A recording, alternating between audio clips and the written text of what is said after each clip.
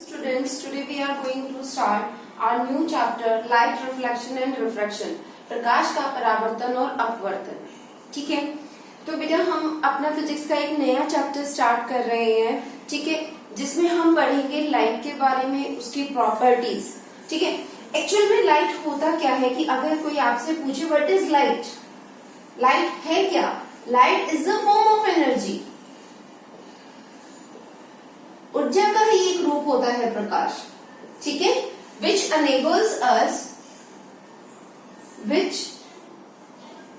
enables us to see the objects। ठीक है, तो आपको अगर लाइट बताना है कि लाइट क्या होता है, लाइट होता है आपका ऊर्जा का ही एक रूप जिसकी वजह से आप सब चीजें देख पाते हो। हमारे आसपास क्या हो रहा है वो हमें दिखाई किसकी सहायता से देता है? लाइट की।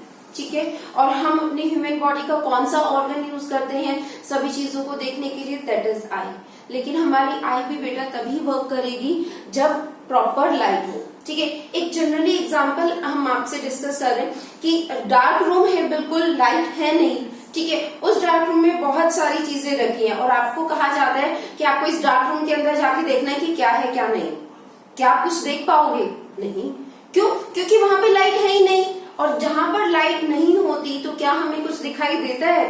नहीं। सिर्फ लाइट की हेल्प से ही हम बाकी ऑब्जेक्ट्स को देख पाते हैं। ठीक है, कोई अंदर कमरे में एंटर करेगा, लाइट नहीं है, कोई इधर टकरा रहा है, कोई उधर टकरा रहा है। क्यों? क्योंकि हमें कुछ दिखाई नहीं दे रहा है। ठीक है, तो प्रकाश अगर नहीं है, लाइट अगर नहीं है तो हम कुछ भी देख नहीं पाते हैं। ठीक है, हम सिर्फ उन्हीं ऑब्जेक्ट्स को देख पाते हैं बेटा जिनका अपना खुद का प्रकाश होता है। ठीक है, अब क्वेश्चन आया आपके माइंड में, मैम ने बोला कि जिनका अपना खुद का प्रकाश होता है। अब खुद का प्रकाश तो सभी का नहीं होता है भाई। टॉर्च का प्रकाश होता है, बल्ब की लाइट होती है, अपनी कैंडल की लाइट होती है, मून हमें दिखाई देता है, सन हमें दिखाई देता है। इनकी तो लाइट है, लेकिन हम एक दूसरे को देख पाते हैं। ठीक है, हम एक दूसरे को देख पा रहे हैं। हम ह्यूमन बींग्स, एनिमल्स, प्लांट्स, सब चीजों को देख पा रहे हैं। ठीक है, क्या इनकी अपनी लाइट है? फिर हम इनको कैसे देख पा रहे हैं? एक्चुअली बेटा ये भी अपने में से लाइट एमिट कर रहे हैं। कैसे एमिट कर रहे हैं? जैसे ये अगर हमारे पास कोई भी प्लांट है, सनलाइट है, लाइट फॉल हो रही है सनलाइट इस पे, और ये उस लाइट को क्या कर रहा है बेटा? रिफ्लेक्ट कर रहा है, परावर्तित कर रहा है, यानी कि वो प्रकाश उससे टकरा के वापस आ रहा है। यानी कि जिस भी कोई भी object, any object, if it emits the light we can see it. जो लाइट एमिट कर रहा है आप उसको देख पाओगे। ठीक है, तो इसमें से भी लाइट निकली है, प्रकाश निकला है, तो आप इसको देख पाते हो। ठीक है, तो ये क्लियर है हर स्टूडेंट को कि हम सिर्फ उन्हीं ऑब्जेक्ट्स को देख पाते हैं बेटा जिसमें से लाइट एमिट होती है। ओके, अगर हम लाइट की प्रॉपर्टीज आपके साथ डिस्कस करें बेटा कि लाइट की प्रॉपर्टीज क्या क्या होती हैं, तो क्या क्या प्रॉपर्टीज होती है लाइट में, क्या क्या गुण होते हैं? सबसे मोस्ट इंपोर्टेंट जो आपका फर्स्ट आता है that the light travel in a straight path. Light travel in straight path, कि जो प्रकाश होता है बेटा वो आपका सीधी दिशा में चलता है। ठीक है, आपने छोटी क्लासेस में भी बच्चों को एक प्रैक्टिकल कराया जाता है बहुत छोटा सा, कि एक कार्डबोर्ड आपने लिया है, उसमें पिन होल आपने किया, सेम उसी साइज का कार्डबोर्ड लिया और सेम हाइट पे, at the same height we have again a pin hole. ठीक है, and here we put a candle. यहाँ पर हमारे पास एक कैंडल है, ये कोई भी पेपर आपने लिया। ठीक है, तो आप क्या देखते हो कि आपको यहाँ पर भी पेपर पे भी एक ब्राइट स्पॉट दिखाई देता है। ठीक है, अगर आप इस होल को क्लोज करके होल थोड़ा सा ऊपर शिफ्ट करते हो तो क्या आपको यहाँ पेपर पे ब्राइट स्पॉट दिखाई देगा? नहीं। क्यों? क्योंकि जो लाइट थी बेटा आपकी वो यहाँ स्ट्रेट पाथ में ट्रेवल कर रही है और यहाँ आके तो उसका पाथ स्ट्रेट नहीं रहा। ठीक है, तो ये बहुत छोटा सा प्रैक्टिकल है, वो छोटी क्लासेस में ही बच्चों को करा दिया जाता है, which indicates that the light travel in a straight path, कि जो प्रकाश होता है वो एक निश्चित दिशा में चलता है। ठीक है, ये क्लियर है हर स्टूडेंट को? सेकेंड जो प्रॉपर्टी है आपकी that the speed of sound, speed of light is 3 into 10⁸ metre per second कि जो आपकी लाइट होती है उसकी स्पीड कितनी होती है 3 इंटू 10⁸, ठीक है, बहुत ज्यादा स्पीड होती है। Which one is very greater than the speed of the sound. अब इसका एक जनरल आपको आप देखते भी हो, ठीक है, जनरली हमारे पास क्या होता है कि जब लाइटनिंग होती है, बिजली चमकती है, ठीक है, तो बिजली चमकने से क्या होता है हमारे पास जो बिजली की चमक है वो आपको सबसे पहले दिखाई देती है और बादल गरजने की आवाज बाद में सुनाई देती है। बिजली चमकी कैसे? जब क्लाउड्स के बीच फ्रिक्शन हुआ, यानी कि जब बादल गरजे तभी बिजली चमकी, यानी कि दोनों प्रोसेस साइमल्टेनियस है आपकी। लेकिन आपको सबसे पहले क्या दिखाई देता है? आपको सबसे पहले दिखाई देती है लाइटनिंग, ठीक है, बिजली चमकती हुई पहले दिखाई देती है और साउंड आपको बाद में सुनाई देती है। The only reason here is that the speed of the light is much greater than the speed of the sound, ठीक है। थर्ड आपका है that the light has dual nature. Dual nature का मतलब क्या होता है कि इसमें दो गुण होते हैं, आपके दो तरह की प्रकृति वो दिखाते हैं। देखो बेटा, ये थोड़ा सा आप हायर क्लासेस में और अच्छे से डिटेल में पढ़ोगे। ड्यूअल नेचर का मतलब क्या होता है? दो तरह की प्रकृति हम इस तरह से कहते हैं कि हमारे यहाँ जितने भी पार्टिकल्स हैं, अपने यूनिवर्स में जितने भी पार्टिकल्स हैं, उनके दो ही बिहेवियर हो सकते हैं, या तो पार्टिकल नेचर होगा या वेव नेचर, यानी कि या तो वो कण की तरह होगा या वो तरंग की तरह होगा। बहुत अगर स्मॉल है तो उसमें तरंग वेव प्रॉपर्टी होती है, ठीक है, पार्टिकल एंड वेव दोनों तरह के गुण होते हैं प्रकाश में, ठीक है। आप इसको सिर्फ अभी ऐसे ही लर्न करो, आगे हायर क्लासेस में आप थोड़ा डिटेल में पढ़ोगे तो आपको बहुत अच्छे से समझ आएगा, ठीक है। नेक्स्ट आपकी जो फोर्थ प्रॉपर्टी है दैट लाइट शोज रिफ्लेक्शन, जो आपका इस चैप्टर का बहुत इंपॉर्टेंट टॉपिक है, एंड रिफ्रैक्शन। और भी बहुत सारी प्रॉपर्टीज होती हैं जो लाइट शो करता है, डायफ्रैक्शन, पोलराइजेशन, स्कैटरिंग, ठीक है, वो अभी आपके सिलेबस में नहीं है। आपके सिलेबस में अभी 10th में जो आपको पढ़ना है वो पढ़ना है कि प्रकाश जो होता है परावर्तन और अपवर्तन दोनों तरह के गुण दिखाता है, ठीक है, कि वो परावर्तन भी दिखाता है और अपवर्तन की प्रॉपर्टी भी वो शो करता है, ठीक है, जो हम अपने इस चैप्टर में पढ़ेंगे, ठीक है। नेक्स्ट आएगा आपका कि लाइट जो आपकी है that enables us to see the objects, जो उसकी डेफिनेशन में भी आता है कि लाइट की सहायता से ही हम बाकी सभी ऑब्जेक्ट्स को देख पाते हैं, ठीक है। उसके बाद नेक्स्ट आपका है एक और इम्पोर्टेंट प्रॉपर्टी है बेटा आपकी लाइट की,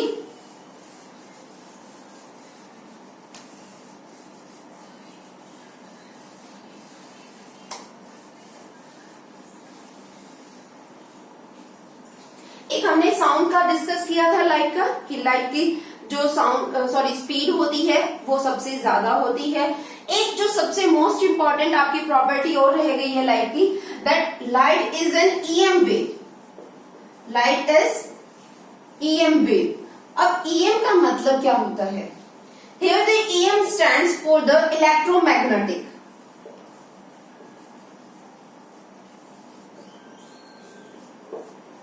छोटी क्लासेस में आपने पढ़ा है इलेक्ट्रो मतलब उसमें विद्युतीय गुण भी होते हैं और चुंबकीय दोनों, कि लाइट जो होती है वो हमारी एक ईएम वेव होती है, इलेक्ट्रोमैग्नेटिक वेव होती है। विजिबल लाइट की अगर आप बात करोगे तो उसमें हमारे पास कितनी होती है? टोटल 7 कलर्स होते हैं, सबने पढ़ा है, ठीक है, विबग्योर 7 कलर्स विजिबल लाइट में हमारे पास होते हैं, ठीक है। एक हमारे पास है जैसे सन से जो भी रेडिएशन आती है, जो लाइट आती है बेटा, उसमें 3 होते हैं हमारे पास। एक होता है इंफ्रारेड, एक विजिबल आ जाता है, और एक अल्ट्रावायलेट यूवी। यूवी रेडिएशन को तो ओजोन लेयर एब्जॉर्ब कर लेती है, इंफ्रारेड जिसके कारण हमें थोड़ा सा गर्मी का एहसास होता है, और विजिबल ये कलरफुल वर्ल्ड हम जिसकी सहायता से देख पाते हैं, ठीक है बेटा। तो ये क्लियर है हर स्टूडेंट को। उसके बाद नेक्स्ट हमारा है, अब हम पढ़ेंगे बेटा मिरर के बारे में, कि मिरर क्या होता है एक्चुअली। हिंदी में आप उसको बोलते हो दर्पण। मिरर और दर्पण होता क्या है, ठीक है। This one is a thin and plane sheet of glass.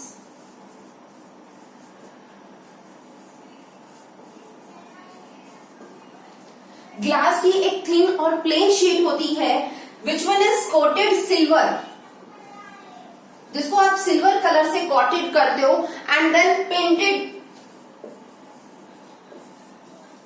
then painted with the red color or the orange to protect silver coating।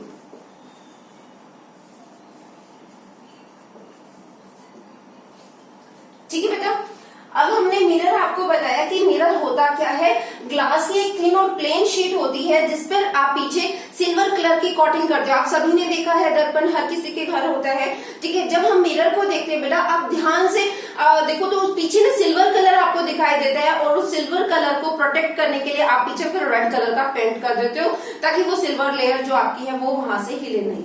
अब क्वेश्चन आता है कि हमने सिल्वर ही क्यों यूज किया, ठीक है। Because the silver is the best reflector of light.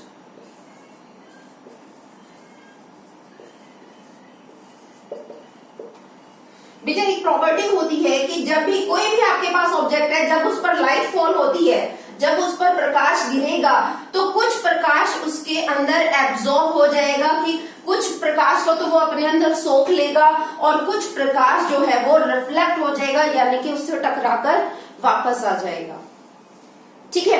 तो रिफ्लेक्शन क्या हुआ आपका कि प्रकाश टकरा के आ रहा है किसी चीज से, और जो सिल्वर होता है that one is a best reflector कि ऑलमोस्ट 100% लाइट तो देखो बेटा किसी में से नहीं रिफ्लेक्ट होती, कुछ पार्ट जो लाइट का है वो एब्जॉर्ब भी करता है कि वो ऑब्जेक्ट जो होता है वो सोखता भी है, ठीक है। तो रिफ्लेक्ट हो रहा है हमारे पास कुछ पार्ट, कितना रिफ्लेक्ट हो रहा है, सबसे ज्यादा हो रहा है सिल्वर में, ठीक है। Sometimes instead of the silver we uses the aluminium also. Aluminium भी हम यूज करते हैं because this one is also the good reflector, not the best, this one is a good reflector, ठीक है। थोड़ा सा चीप होता है, सिल्वर से सस्ता पड़ता है, तो हम एल्यूमिनियम की कोटिंग भी यूज कर लेते हैं, ठीक है। तो ये सभी को समझ आया स्टूडेंट्स को कि मिरर क्या होता है। उसके बाद जब आप मिरर के सामने खड़े होते हो बेटा तो आपको अपना प्रतिबिंब दिखाई देता है। जब आप दर्पण के सामने खड़े हो तो उसके सामने आपको अपना प्रतिबिंब दिखाई देगा, अपनी इमेज दिखाई देगी, ठीक है। आप खुद उसमें देख पाते हो, उसको हम बोलते हैं इमेज। अब एक्चुअली बेटा जो इमेज होती है हमारे पास वो भी दो तरह की होती है, वर्चुअल और रियल। इसको आप बोलते हो हिंदी में आभासी और वास्तविक।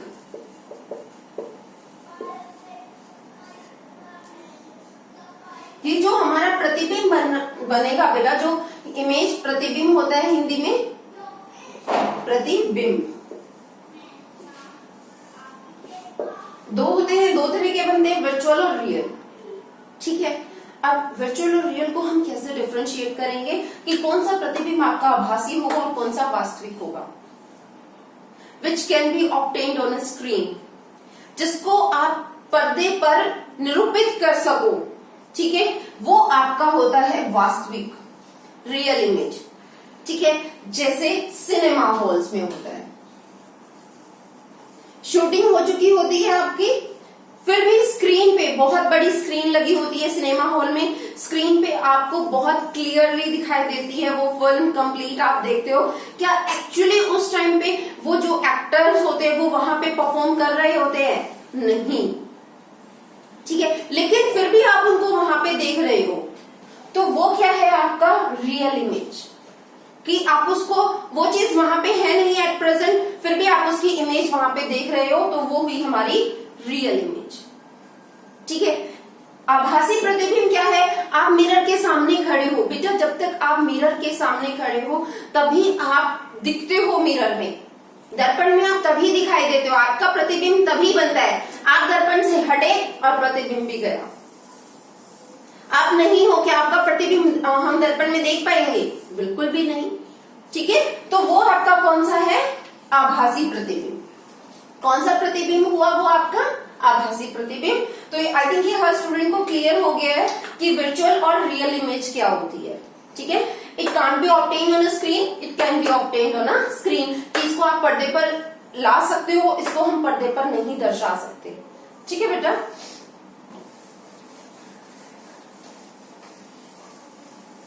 उसके बाद बेटा एक और आपका वर्ड है ल्यूमिनियस और non luminous. And non luminous objects, कि जो वस्तुएं होती है, जो पदार्थ होते हैं, उनको आप दो कैटेगरीज में डिवाइड करते हो, ल्यूमिनियस और नॉन ल्यूमिनियस में। ठीक है, ल्यूमिनियस और नॉन ल्यूमिनियस क्या हो गए बेटा, जिनका अपना खुद का प्रकाश होता है, जिनकी अपनी खुद की लाइट होती है। ठीक है, जिसमें आगे आपका कैंडल, बल्ब, टॉर्च, ठीक है, सन, इनका अपना खुद का प्रकाश है, वो सब आपके किस में आ गए, ल्यूमिनियस में।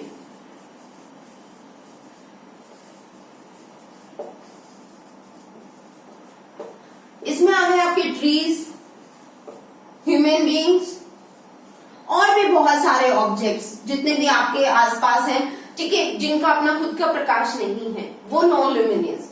तो नॉन ल्यूमिनियस ऑब्जेक्ट्स कैसे दिखाई देते हैं, वो रिफ्लेक्शन के कारण, कि लाइट परावर्तित होती है, लाइट उनसे टकरा के वापस आती है, तब हमें वो चीज दिखाई देती है। इनका तो अपना खुद का प्रकाश होता है, तो ये हमें दिखाई देते हैं। ठीक है बेटा, तो ये पॉइंट हर स्टूडेंट को क्लियर है that we can see only those objects which emit the light. हम सिर्फ उन्हीं वस्तुओं को देख पाते हैं बेटा जो अपने में से प्रकाश निकालते हैं। ठीक है, जिनमें से प्रकाश निकलता है, व्हिच एमिट्स द लाइट। ठीक है, आइदर ऑफ देयर ओन और बाय द रिफ्लेक्शन, चाहे तो वो प्रकाश अपना खुद का हो उनका, या फिर बाय द रिफ्लेक्शन, परावर्तन के कारण। ठीक है बेटा, उसके बाद हम दर्पण पे आते हैं वापस अपना। हम दर्पण पढ़ रहे थे, दर्पण क्या होता है, दर्पण हमारे पास एक होता है प्लेन मिरर, जो हम घरों में यूज करते हैं।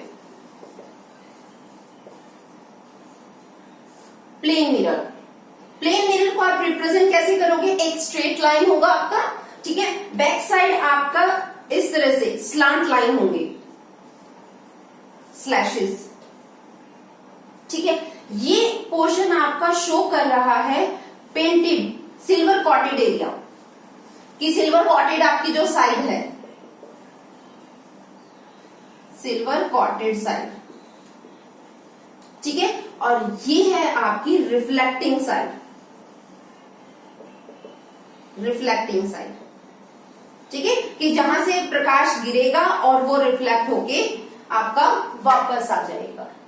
ठीक है, ये क्लियर है हर स्टूडेंट को कि मिरर को आप कैसे रिप्रेजेंट करोगे, एक स्ट्रेट लाइन से प्लेन मिरर को, और पीछे आप डैश लगाओगे, स्लांट आपकी होंगी लाइंस। ठीक है, वो सिल्वर कॉटेड साइड को रिप्रेजेंट करेंगे, और फ्रंट पार्ट जो है वो आपका रिफ्लेक्टिंग साइड को रिप्रेजेंट करेगा। ठीक है, ये क्लियर है हर स्टूडेंट को। उसके बाद नेक्स्ट आपका आता है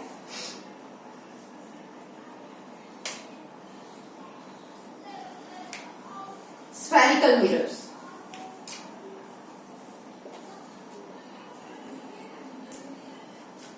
हिंदी में हम उन्हें बोलते हैं गोलीय दर्पण।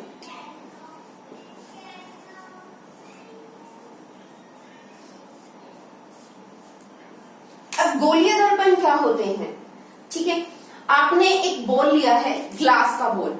ठीक है, हमारे पास एक ग्लास का बॉल है बेटा, कांच का, जो अंदर से बिल्कुल खाली है। ठीक है, अब हमने क्या किया, इस बॉल को थोड़ा सा पोर्शन इसका कट कर लिया, जैसे ये इतना पोर्शन आपने क्या किया, इसका कट कर लिया। ठीक है, अब हमारे पास उस ग्लास बॉल का सिर्फ इतना सा ही हिस्सा है। ठीक है, अब हम क्या करते हैं, इसके पीछे सिल्वर की कोटिंग करके पेंट कर देते हैं, ताकि वो सिल्वर लेयर वहां से हिले नहीं।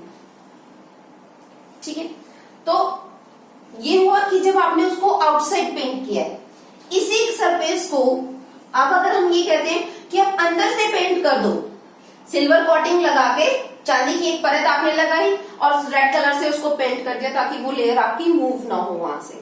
ठीक है, depending on you painted it outside और इनसाइड।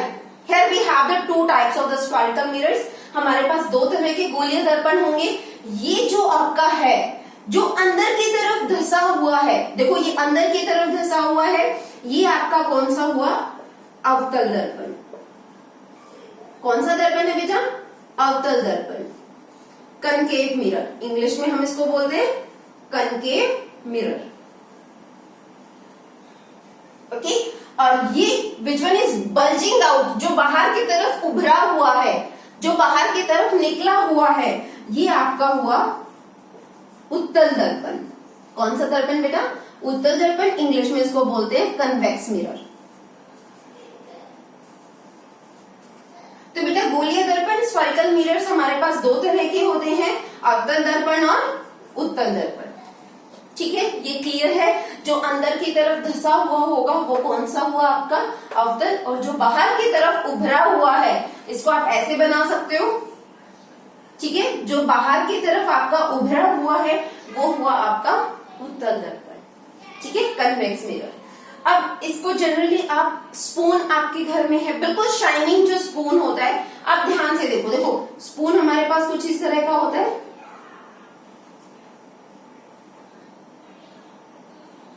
ऐसा स्पून होता है हमारे पास, अगर आप बिल्कुल देखो ध्यान से, तो ये वाला जो एरिया है कर्व्ड इन, सीधी चम्मच जब आप लेते हो, सीधी चम्मच, वो अवतल दर्पण है आपका, सीधी चम्मच। उल्टी चम्मच उत्तल दर्पण है। अगर आप यहां से देखोगे, मतलब आपने क्या किया, स्पून है हमारे पास, ठीक है, स्पून को आप ऐसे सामने से देख रहे हो, तो ये है आपका अवतल दर्पण। उल्टा करके देखोगे उत्तल दर्पण। ठीक है, कि जब आप उसको ऐसे देख रहे हो तो ये आपका है अवतल दर्पण, और जब आप उसको ऐसे देख रहे हो तो वो हुआ आपका उत्तल दर्पण। ठीक है, ये आप लोग करके भी देखना कि आपको किस तरह का प्रतिबिंब, बस थोड़ा सा ये होना चाहिए, स्पून एकदम शाइनिंग होना चाहिए, न्यू। ठीक है, कि बिल्कुल न्यू स्पून है, उसमें बहुत अच्छे से आपको अपनी इमेज दिखाई देगी, और आप एक डिफरेंस भी नोट करोगे, आपको पता भी चलेगा कि उत्तल दर्पण में कैसा प्रतिबिंब हमें दिखाई दे रहा है, कैसी इमेज हमें दिखाई दे रही है, और अवतल दर्पण में कैसी इमेज हमें दिखाई दे रही है। ठीक है, तो एक बार सभी स्टूडेंट्स ये करके देखें। ओके, तो स्फेरिकल मिरर्स हमारे पास दो तरह के होते हैं बेटा, ये क्लियर हुआ हर स्टूडेंट को, कौन कौन से होते हैं। ठीक है, कन्वेक्स मिरर, कन्वेक्स उत्तल दर्पण जिसे आप बोलते हो, जो ऊपर की तरफ उभरा हुआ होता है। ठीक है, एक होता है आपका कनकेव अवतल दर्पण जिसे आप कहते हो, जो अंदर की तरफ धंसा हुआ होता है। ठीक है, तो अब हम अपना मेन टॉपिक पे आ रहे हैं। ये हर स्टूडेंट ध्यान रखे, दो तरह के होते हैं।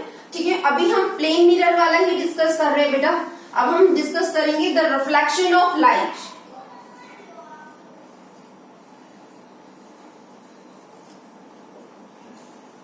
रिफ्लेक्शन ऑफ लाइट, यानी कि आप पढ़ रहे हो प्रकाश का क्या होता है। सभी स्टूडेंट ध्यान दें, here we have a plane mirror, बिल्कुल आपने एक प्लेन मिरर लिया है। ठीक है, this one is the ray of light which incident on a plane mirror. ठीक है, ये आपकी एक प्रकाश की किरण है जो एक दर्पण से टकराती है, और वो दर्पण से टकराकर वापस मुड़ जाती है। इसको कहा जाता है परावर्तन, यही है सिर्फ परावर्तन। तो अगर आप इसको एक्सप्लेन करोगे तो प्रकाश का परावर्तन, रिफ्लेक्शन ऑफ लाइट क्या होता है, it is the bending of light, bending of light after striking to a surface, after striking to a surface in the same medium.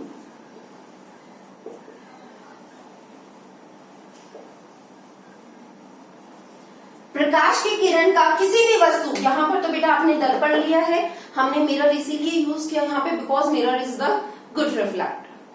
ठीक है, वहां पर आपको रिफ्लेक्शन वाला फिनोमिना बहुत अच्छे से दिखाई देता है। वैसे होता हर ऑब्जेक्ट के साथ, आप कोई भी ऑब्जेक्ट लो, ठीक है, सबसे ज्यादा इसमें बहुत अच्छे से दिखाई देता है रिफ्लेक्शन का फिनोमिना, इसीलिए जनरली हम मिरर लेते हैं।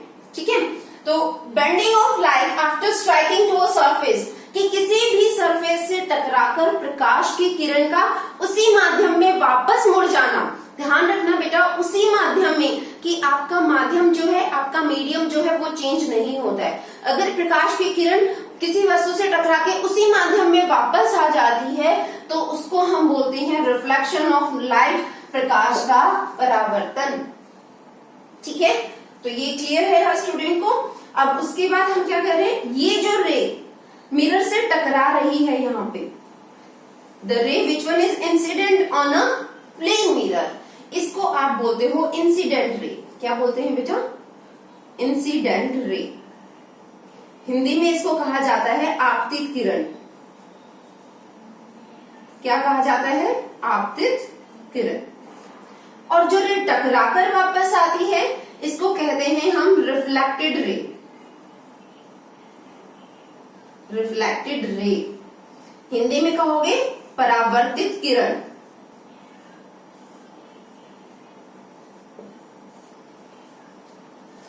जिस पॉइंट पर वो रे मिरर से टकराती है, यहां पर आप एक स्ट्रेट लाइन ड्रॉ करते हो। इस स्ट्रेट लाइन को हम बोलते हैं नॉर्मल, और हिंदी में आप इसको बोलते हो अभिलंब। तो बेटा इंसिडेंट रे और नॉर्मल के बीच एक एंगल बनता है जिसको आप स्मॉल आई से रिप्रेजेंट करते हो, और नॉर्मल और रिफ्लेक्टेड रे के बीच जो एंगल बनता है उसको हम स्मॉल आर से रिप्रेजेंट कर रहे हैं। आई को कहा जाता है आपतन कोण। क्या कहते हो आप, आपतन कोण, इंसिडेंट एंगल।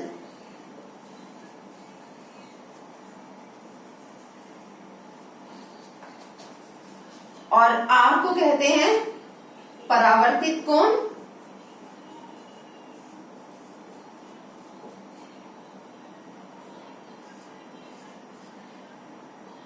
परावर्तित कोण, रिफ्लेक्टेड एंगल।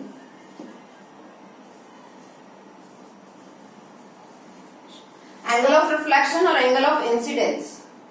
ठीक है, आपतन कोण और परावर्तन कोण। परावर्तित कोण नहीं बेटा, परावर्तन कोण, रिफ्लेक्टेड एंगल और incident angle.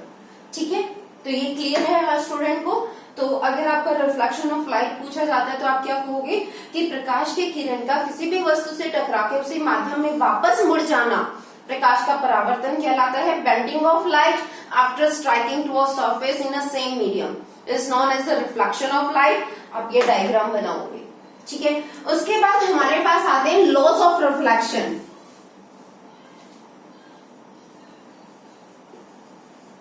Laws of reflection,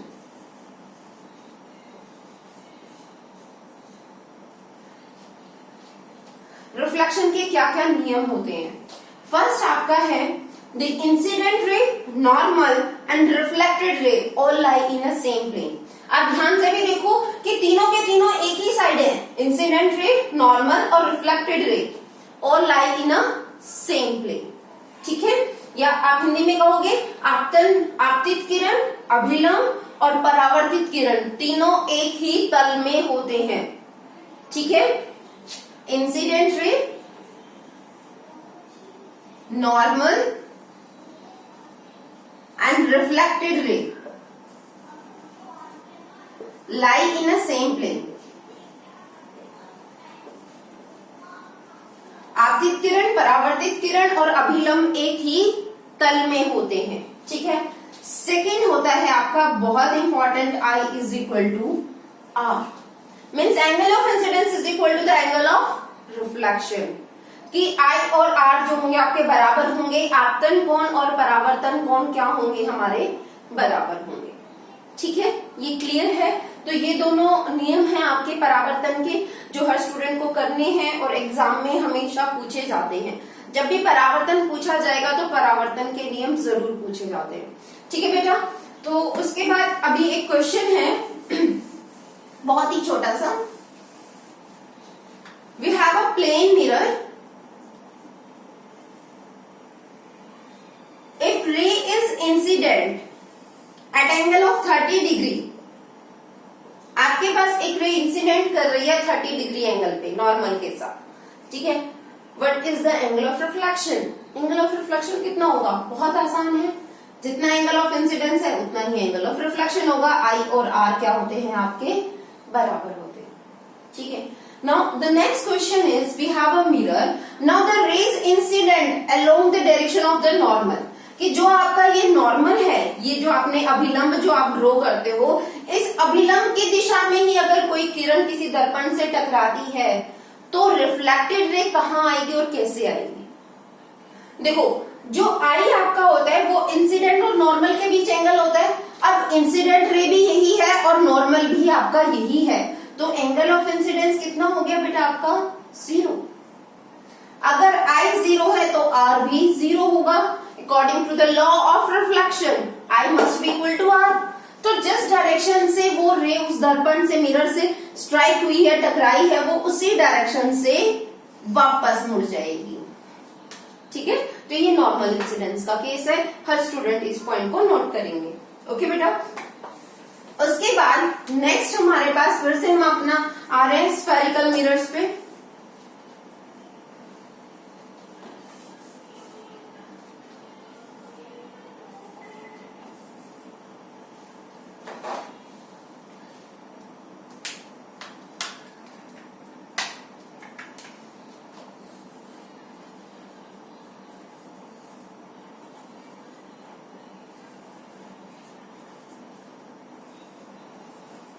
spherical mirror, गोलीय दर्पण।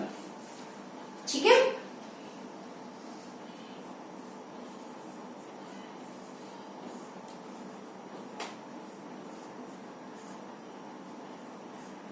तो पहला एक जो आपका था हम वही डिस्कस कर रहे हैं बेटा। पहले अवतल दर्पण,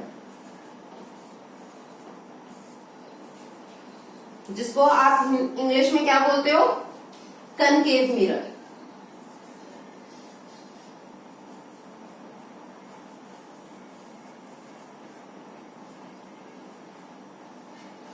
अवतल दर्पण, कनकेव मिरर हमारे पास। ठीक है बेटा, तो पहले हम अपना कनकेव मिरर बनाते हैं। सभी स्टूडेंट्स ध्यान से देखेंगे, इसमें जो जो इंपॉर्टेंट पॉइंट्स आपको बताए जा रहे हैं। कर्ड पार्ट, अवतल दर्पण कौन सा होगा आपका? जो अंदर की तरफ धंसा हुआ होगा। ठीक है, ये हुआ आपका कनकेव मिरर। हर एक दर्पण का एक जो सेंटर पॉइंट होता है, मध्य बिंदु होगा कि जितना वो ऊपर है उतना ही वो नीचे होगा। ठीक है, उस पॉइंट को हम डिनोट करते हैं बेटा पी लेटर से। किससे डिनोट करते हैं? पी से। हिंदी में इसको बोलते हैं ध्रुव और इंग्लिश में इसको बोलते हैं पोल। ठीक है, इस पोल से पास होने वाली स्ट्रेट लाइन, बिल्कुल स्ट्रेट लाइन, इसको कहा जाता है प्रिंसिपल एक्सिस। क्या बोलते हैं हम इसको? Principal axis. हिंदी में इसको हम बोलते हैं मुख्य अक्ष।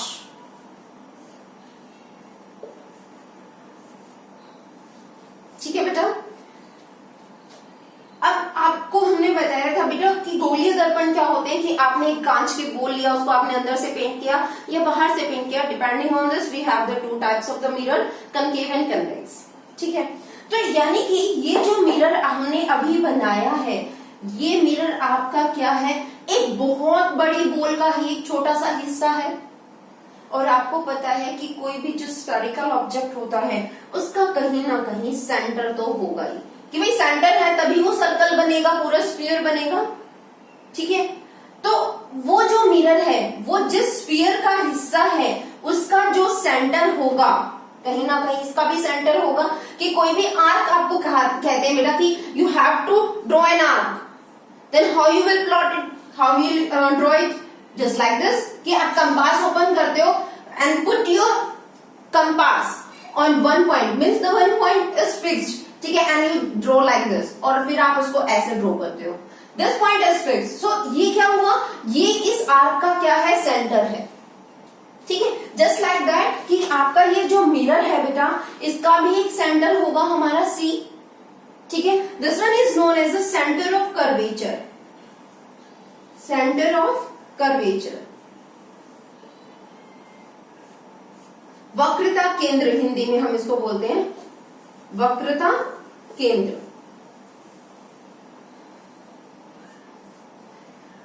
पोल और सेंटर ऑफ कर्वेचर के बिल्कुल मिड में एक पॉइंट हमारे पास होता है जिसको हम बोलते हैं एफ, फोकस पॉइंट। क्या बोलते हैं बेटा? Focus point. हिंदी में भी इसको फोकस बिंदु कहा जाता है, फोकस बिंदु। ठीक है, सी और P, always remember that the all distances in case of the spherical mirrors are measured from the pole. कि जितने भी आपको दूरी मापनी है कि आपका बिंब कहाँ है, आपका प्रतिबिंब कहाँ बन रहा है, सेंटर ऑफ कर्वेचर कहाँ है, फोकस कहाँ है, that the all distances are measured from here, pole. सभी डिस्टेंसेस आपके कहाँ से मेजर होंगे बेटा? पोल से, ध्रुव से. ठीक है, तो F और P के बीच का जो डिस्टेंस है इसको आप डिनोट करोगे F से. कैपिटल F और स्मॉल f कुछ भी आप ले सकते हो. और C और P के बीच का ये हुआ आपका सेंटर ऑफ कर्वेचर, इसको हम डिनोट करेंगे कैपिटल R, यानी कि ये हुई उसकी रेडियस. ठीक है, अभी हमने आपको अभी अभी बोला था बेटा that the F is the mid point of CP. Mid point है बिल्कुल. So the F is equal to R by 2. जो फोकल लेंथ हम इसको कहेंगे फोकस दूरी. F फोकल लेंथ होगा, ये हुआ आपका रेडियाई ऑफ कर्वेचर, वक्रता केंद्र से दूरी. ठीक है, जो फोकल लेंथ होगी वो रेडियाई ऑफ कर्वेचर का हाफ होगी. तो ये क्लियर है ना हर स्टूडेंट को? उसके बाद बेटा नेक्स्ट अब हम आगे मूव कर रहे. कुछ एक रूल्स है कि कोई भी रे अगर किसी भी स्फेरिकल मिरर से टकराती है तो हमारे पास क्या होता है कि किस तरह से रिफ्लेक्शन होगा, वो रिफ्लेक्टेड रे कहां जाएगी, कहां से पास होगी. ठीक है, सो बी अटेंटिव.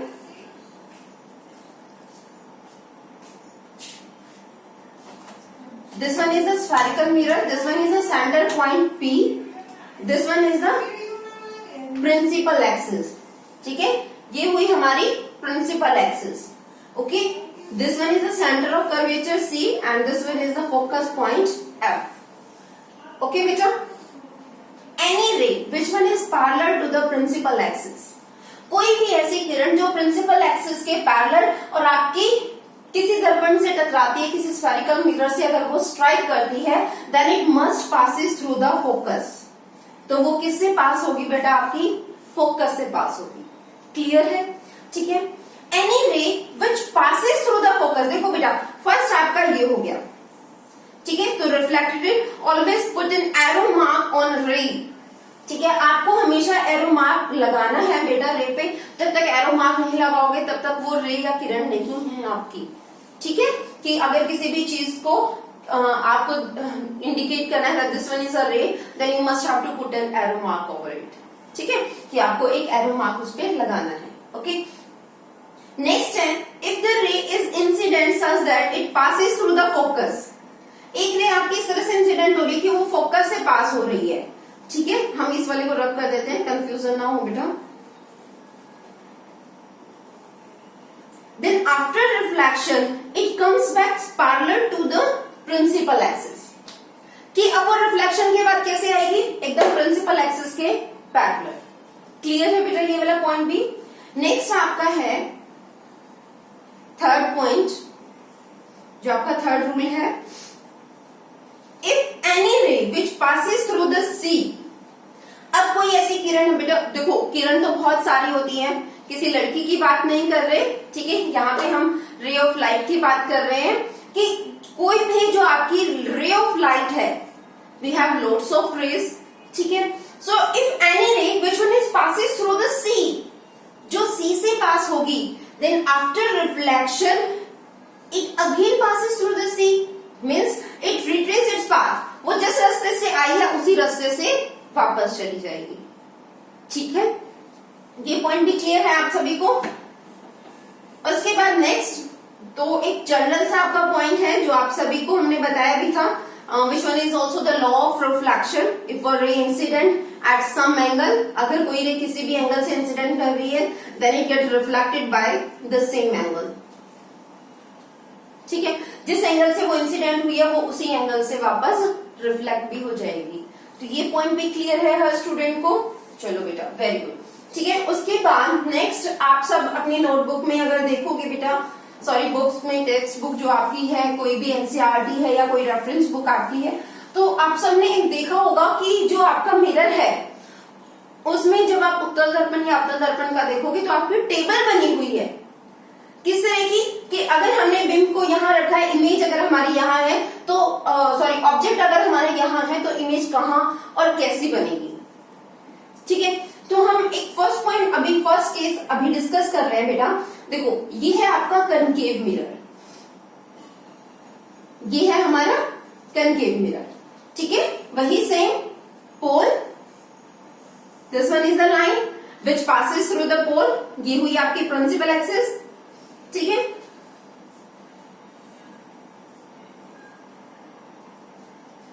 ये आपका सी सेंटर ऑफ कर्वेचर, ये हुआ आपका फोकस, ठीक है बेटा। सीपी कितना होता है आपका आर, और एफ पी आपका कितना होगा बेटा, एफ से आप डिनोट करोगे फोकल लेंथ से, ठीक है। ये डिस्टेंस हमें पता है। अब हमने जो ऑब्जेक्ट है बेटा, ठीक है, उसको हमने कहां रखा है, एफ और पी के बीच में। प्लीज लिसन इट केयरफुली बेटा। Here the object is placed between F and P. ये है आपका, हमने इस तरह से ऑब्जेक्ट रखा है एफ और पी के बीच में, ठीक है। तो कहां और कैसा प्रतिबिंब हमें दिखाई देगा, तो हमें दर्पण में कैसा प्रतिबिंब दिखाई देगा, ठीक है। देखो बेटा, अगर आपको ये देखना है कि कोई भी ऑब्जेक्ट हमने लिया है तो उसकी इमेज कहां और कैसी बनेगी, आपको मिनिमम 2 रे तो लेनी पड़ेगी, ठीक है, जो दर्पण से किसी भी मिरर से स्ट्राइक करेंगी, और दोनों रे आफ्टर रिफ्लेक्शन जिस पॉइंट पे मीट करेंगी वो आपका क्या हुआ, वहां पर आपकी बनेगी इमेज। तो this one is a ray which one is parallel to the principal axis, ये आपने ली प्रिंसिपल एक्सिस के पैरेलल, ठीक है। ये किसमें से पास होगी बेटा, ये आपके पास होगी फोकस से, किससे पास होगी, फोकस से, ठीक है। Any ray which one is parallel to the which passes through the C, कि कोई भी रे जो है जो सी से टकरा रही है, तो जिस रास्ते से गई है वो उसी रास्ते से वापस आ जाएगी। अब ये दोनों रे पीछे तो और वाइड वाइड वाइड होती जाएगी, आगे तो कहीं मीट नहीं करेंगी, ठीक है। तो पीछे कहां मिलेंगी, ये हमें किसी एक पॉइंट पे मिलती हुई दिखाई देगी आगे की तरफ, और यहां हमारा प्रतिबिंब बनेगा, यहां हमारी इमेज बनेगी, ठीक है। तो बेटा अब अगर आप यहाँ पे ध्यान से देखो कि एक रे आपने ली थी प्रिंसिपल एक्सिस के पैरेलल जो फोकस से पास हुई थी, आप स्केल से बनाओगे तो और भी क्लियरली आपको बनता हुआ दिखाई देगा। और सेकेंड है कि अगर कोई रे सी से पास होती है किसी ऑब्जेक्ट से टकरा के, तो वो वापस सी से ही पास होगी आफ्टर रिफ्लेक्शन, बैकवर्ड डायरेक्शन में वो कहीं नहीं मिलेंगी, उनको आगे आप जब डॉटेड लाइन से हम ज्वाइन करते हैं तो वो आगे कहीं मिलते हुए दिखाई देंगी, वहां पर हमारी बनेगी इमेज, ठीक है। तो ये जो आपका केस है, जब आपने ऑब्जेक्ट को लिया है between F and P, focus और पोल के बीच में, तो आपका प्रतिबिंब कहां बना है, बिहाइंड द मिरर, दर्पण के पीछे, और कैसा बना है, वर्चुअल एंड एनलार्ज, आभासी और बड़ा। देखो आपका ऑब्जेक्ट ये था और आपका प्रतिबिंब जो इमेज बनी है वो इतनी बनी है, तो बड़ा प्रतिबिंब बनेगा, आभासी प्रतिबिंब बनेगा और दर्पण के पीछे बनेगा। कब, जब आपने किसी ऑब्जेक्ट को लिया है एफ और पी के बीच में। ये पॉइंट क्लियर है स्टूडेंट को, चलो गुड। नेक्स्ट हम ले रहे हैं, इसका सेकेंड केस है हमारा, फर्स्ट पॉइंट क्लियर हो गया आपको, ठीक है। सेकेंड पॉइंट है when the object is same, पहले एक बार ड्रॉ कर लेते हैं बेटा।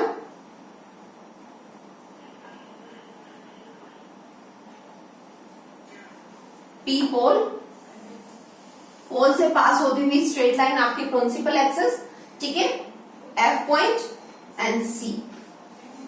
Now the object is placed at F. अब आपने ऑब्जेक्ट को कहां रखा है बेटा, एफ पे, ठीक है। एक रे वही आपके प्रिंसिपल एक्सिस के पैरेलल, जो किससे पास होगी, फोकस से पास होगी आफ्टर रिफ्लेक्शन। एक रे लोगे आप सी से, जो मिरर से स्ट्राइक करेगी और वापस सी से ही रिफ्लेक्ट हो जाएगी। ये दोनों रेस आपकी बेटा बिल्कुल समानांतर होंगी, बिल्कुल पैरेलल होंगी, ठीक है। ये एक दूसरे को कहीं क्रॉस नहीं करेंगी। बेटा हमने आपको पहले भी बोला था कि अगर आपको ये चेक करना है कि जो आपने ऑब्जेक्ट लिया है उसका इमेज कहां और कैसा बन रहा है, तो एटलीस्ट आपको 2 रे तो आपको लेके चलनी है, दोनों एक दूसरे को जहां क्रॉस करेंगे वहां हमारे पास इमेज बनेगी, वहां हमारा प्रतिबिंब बनेगा। इस केस में क्या है, आप चाहे कितनी भी रेडिएशन लो बेटा, आप किसी एक एंगल से इंसिडेंट करा रहे हो, थर्ड भी लेके देख लो एक, ठीक है, किसी भी एक एंगल इंसिडेंस उतने ही एंगल से वो रिफ्लेक्ट हो रही है, वो भी इसके पैरेलल आ रही है। तो जितने भी रेडिएशन आ रही है they never intersect each other, वो एक दूसरे को क्रॉस ही नहीं करेंगी, they are parallel to each other. तो यानी कि आपका प्रतिबिंब कहीं अनंत दूरी पे बनेगा, इंफिनिटी पे बनेगा, ठीक है। तो यहां से एक पॉइंट आपका क्लियर हुआ है कि अगर आपने ऑब्जेक्ट को कहां लिया है बेटा, एफ पे लिया है, तो उसका प्रतिबिंब बनेगा अनंत दूरी पे, इंफिनिटी पे, बहुत स्मॉल साइज का बनेगा, और ठीक है। तो ये क्लियर है हर स्टूडेंट को। नेक्स्ट हम अपना अब ऑब्जेक्ट रख रहे हैं बेटा,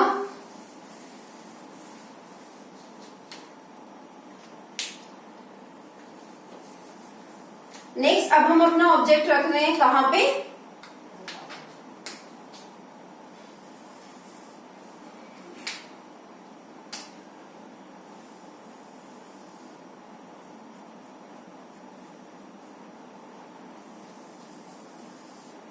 this one is the pole F and C. Now the object is placed between C and F. अब आपने कहां रखा है, between C, वक्रता केंद्र और फोकस बिंदु के मध्य आपने कहीं भी रखा है, के बीच में कहीं भी आपने रखा है। सेम वही प्रिंसिपल एक्सिस के पैरेलल एक रे लोगे जो किससे पास होगी बेटा, आपकी फोकस से पास होगी, ठीक है। एक लोगे आप सेंटर ऑफ कर्वेचर से जो टकराएगी आपकी, और उसी रास्ते से वो वापस आ जाएगी। ये दोनों यहां कहीं मिलेंगी और यहां आपका प्रतिबिंब बनेगा, ठीक है। एनलार्ज आपकी इमेज है, बड़ी है, इन्वर्टेड है, उल्टी बनी है, ठीक है। रियल एंड इन्वर्टेड, और कहां बनी है बेटा, बिहाइंड सी, सी के पीछे, और एनलार्ज और बड़ी बनी है। तो ये पॉइंट क्लियर है हर स्टूडेंट को कि अगर आपने ऑब्जेक्ट को सी और एफ के बीच में रखा है, आपका बिंब जो है वो सी और एफ के बीच में अगर कहीं है, इन बिटवीन कहीं है, then the image is form behind the C, enlarge and inverted, real and inverted image आपके बनेगी, वास्तविक और उल्टी, ठीक है। ये भी आपको क्लियर है, थर्ड केस भी आपका। नेक्स्ट है आपका फोर्थ वन,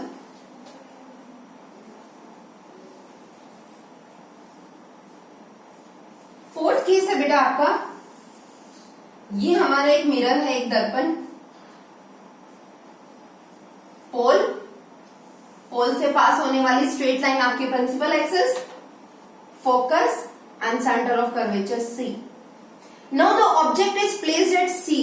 अब आपने ऑब्जेक्ट को कहां रखा है बेटा, सी पे। तो अब कैसा प्रतिबिंब हमारा बनेगा, सेम वही, एक रे प्रिंसिपल एक्सिस के पैरेलल आप लोग इस केस में, ठीक है।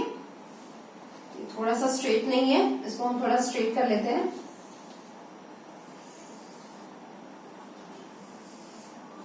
ये हुआ आपका पोल, ठीक है। Then it passes through the focus, वो कहां से पास होगी बेटा, फोकस, ठीक है। सी पे तो है ही, तो सी वाली रे तो हम ले नहीं सकते, तो किसी भी एक एंगल से आप इंसिडेंट करा रहे हो, किसी भी एंगल से इस ऑब्जेक्ट से टकरा के, किसी भी एंगल आई से वो इंसिडेंट हो रही है, तो उतने ही एंगल से बेटा वो रिफ्लेक्ट भी हो जाएगी, जिस एंगल से इंसिडेंट हुई उतने एंगल से वो रिफ्लेक्ट होगी। इमेज आपकी कहां बनेगी बेटा, सी पर ही बनेगी। So always remember when you put the object on a C, कि जब आपने अपने बिंब को सी पर रखा है तो सी पर ही उसका प्रतिबिंब बनेगा। The image is formed on a C and on the same size, और जो आपका प्रतिबिंब होगा वो सेम साइज का होगा, रियल एंड इन्वर्टेड, वास्तविक और उल्टी, वास्तविक और उल्टा प्रतिबिंब आपका बनेगा। तो ये पॉइंट क्लियर है हर स्टूडेंट को, चलो ठीक है। ये आपने कहां रखा था, एट सी। एक और नेक्स्ट आपका है, अब हम ऑब्जेक्ट को कहां रखेंगे बेटा,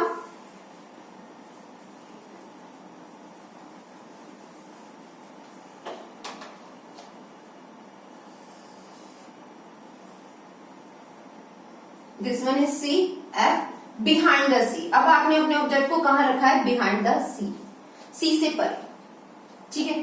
थोड़ा सा और डिस्टेंस भी रख लेते हैं, यहां आपने रख लिया। सेम वही एक रे प्रिंसिपल एक्सिस के पैरेलल कहां से पास होगी? फोकस से। एक गई सी से, वापस रिफ्लेक्ट होके सी से ही आएगी, सी से गई सी से ही आएगी, दोनों कहां मिलेंगे? In between C and F, ठीक है। तो अगर आपने ऑब्जेक्ट को, if you put the object behind the C then the image is formed between C and F, तो आपकी इमेज कहां बनेगी? सी और एफ के बीच में कहीं बनेगी, ठीक है, स्मॉल साइज की बनेगी, रियल एंड इन्वर्टेड बनेगी। So all these are the properties which you must remember, where you put the object and where and how much size, ठीक है। What's the nature of that image formed between C or F or at F or behind the mirror or in front of the mirror, ठीक है। Where it will be formed, कि वो कहाँ बनेगी, ये सब आपको आइडिया बेटा इन केसेस से ही होगा, ठीक है। कि आपको ये देखना है कि वो ऑब्जेक्ट आपने कहाँ रखा है, कि उसकी पोजीशन क्या है। If you know the position of the object, where you put the object, then you can ultimately tell where and what's the nature of the image, कि वो इमेज कहाँ बनेगी और कैसी बनेगी। Okay, if you all know the cases of all the 6 cases of the concave mirror, sorry, ठीक है। अगर किसी स्टूडेंट को पता है कि सभी केसेस के बारे में, कि अगर हमने एफ और पी के बीच रखा है तो वर्चुअल इमेज बन रही है आपकी बिहाइंड द मिरर बन रही है, एफ पे रखा है तो इंफिनिटी पे बन रही है, सी और एफ के बीच रखा तो आपकी कहाँ बनेगी? बिहाइंड द सी बनेगी, आपकी रियल एंड इन्वर्टेड बनेगी, सी पे रखा तो सी पे ही बनेगी, सेम साइज की आपकी बनेगी। और अगर बिहाइंड द सी आप ऑब्जेक्ट रख रहे हो तो in between C and F बनेगी, रियल एंड इन्वर्टेड और स्मॉल साइज की बनेगी, ठीक है। तो ये सब आपको आइडिया हो जाएगा इन्हीं केसेस से, अगर आपको ये केसेस अच्छे से पता है, ठीक है। तो हर स्टूडेंट को ये हर केस खुद भी ड्रॉ करके देखने, बेटा एग्जाम में पूछे भी जाते हैं, ठीक है। You have to draw the ray diagram if the object is placed at C, ठीक है, and where is image formed, कहां आपकी इमेज वो बनेगी और कैसी बनेगी, then you have to tell, okay. Next last आपका केस है बेटा, when the object is placed at infinity, अनंत दूरी पे है, यानी कि आपका जो बिंब है वो कहाँ है? आपका अनंत दूरी पे, बहुत ज्यादा डिस्टेंस पे वो कहीं रखा है, तो कैसा आपका प्रतिबिंब बनेगा? ये हुआ आपका पोल, ठीक है। ये हुआ एफ पॉइंट आपका, और ये हुआ आपका C point, centre of curvature, okay. Infinity पे अगर कोई भी ऑब्जेक्ट है आपका तो आप उसको डिनोट कर रहे हो पैरेलल रे से, कि कहीं अनंत दूरी पे आपका ऑब्जेक्ट रखा है, इन्फिनिटी से आपकी रेडिएशंस आ रही हैं, पैरेलल है, then they passes through the focus, तो सबकी सब कहां से पास होंगी? आपकी सॉरी प्रिंसिपल एक्सिस के पैरेलल नहीं है ये, वैसे पैरेलल है, ठीक है। तो रिफ्लेक्ट होंगी सेम एंगल से ही, जहां पर भी वो मिलेंगी वो कहां मिलेंगी बेटा? फोकस पे, कहां मिलेंगी? फोकस पे। तो ये बिल्कुल रिवर्स हो गया, अगर आपको पता हो, हमने रखा था अगर ऑब्जेक्ट को फोकस पे तो आपकी इमेज बनी थी इन्फिनिटी पे, अब रिवर्स है, अगर हमारा ऑब्जेक्ट इन्फिनिटी पे है तो इमेज कहां बनेगी?